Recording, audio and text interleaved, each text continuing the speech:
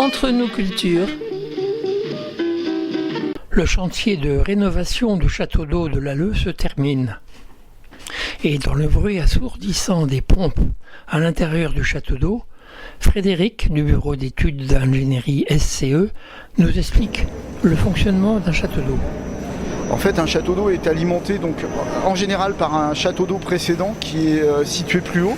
Donc gravitairement, et l'eau arrive dans la cuve et après, en fonction des besoins des riverains, l'eau s'écoule et va jusqu'au robinet des riverains, gravitairement en fait. Et elle arrive d'où? Alors, on n'arrive pas directement de la source ou d'une rivière? Non, elle arrive du château d'eau de Tête qui est le long de la voie rapide vers Rochefort. Voilà. C'est celui-là qui alimente tout La Rochelle.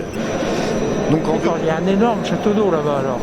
Oui, il est très gros, mais La Rochelle, il y a 4 gros châteaux d'eau de distribution. Les 3 qui sont dans le centre-ville, dans le quartier de Saint-Éloi, et celui-là pour le quartier du port. Ouais, le grand port maritime. Le grand port maritime. Et donc il y a des pompes là, donc, qui remontent l'eau. Ouais, voilà, parce que parfois il n'y a pas assez de pression qui vient de l'autre ouvrage, donc on remonte l'eau dans le château d'eau avec des pompes. C'est simplement l'eau qui s'écoule, j'allais dire gravitairement, du haut vers le bas et qui alimente les immeubles et puis après toutes les industries aussi qui sont sur le secteur. Voilà. Mais il n'est pas très haut ce château d'eau là. Non, celui-là il fait une trentaine de mètres en fait. Mais j'allais dire, quand il a été construit dans les années 40, c'est pareil, ici il n'y avait que des maisons basses, il n'y avait pas d'immeubles à l'époque. Donc c'est pour ça qu'il n'y avait pas besoin qu'il soit très très haut. Et s'il y a maintenant des immeubles, comment on va faire pour les alimenter en eau? Les immeubles qui sont trop hauts, par contre, eux, ils ont des pompes en bas des immeubles et des réserves au dernier étage. Ah, d'accord, donc il y a aussi d'autres pompes dans les immeubles? Dans certains immeubles, ouais, voilà. S'ils sont au-dessus des châteaux d'eau, ils sont alimentés par des systèmes propres. Ouais. On pourrait même faire des piscines sur les toits des immeubles alors? Non, parce que ça serait trop lourd. Voilà, parce que le problème, c'est le poids de l'eau en fait. Ouais. Oui, 1 litre c'est 1 kilo. C'est ça, voilà.